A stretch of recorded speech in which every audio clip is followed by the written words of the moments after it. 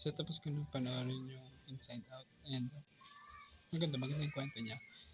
Gets ko kung bakit sobrang hype niya and worth the wait naman talaga siya. Maraming makaka-relate. Pero feel yung best message na nakuha ko sa message na to is, and I think sobrang real nung part na di natulog sa anxiety all throughout the movie kasi nga siya sa anxiety. So, lagi siyang stress and dumadating yung times na yung si anxiety yung nagta-take over ng sarili natin, ng decisions making natin, especially during those age na parang sobrang importante na maging part ka ng isang group.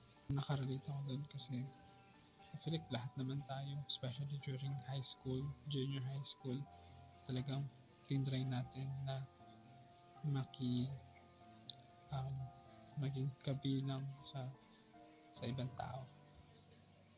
Tapos feeling ko isa pa sa mga best part na nagustuhan ko sa movie is um, yung si Joy, parang ano siya, more of sad na siya dito kasi hindi siya laging positive, and that's okay because you're still Joy even though you're not always happy, you're not always positive.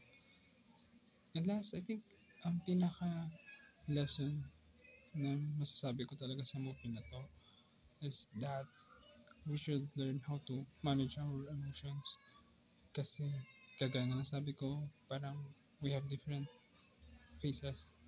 We can be bad, we can be good, we can be angry. So dapat we should learn how to manage our emotions para mas makakapag-create tayo ng um, decisions. Ayokong spoiler pero nangyari yun sa last part kung saan parang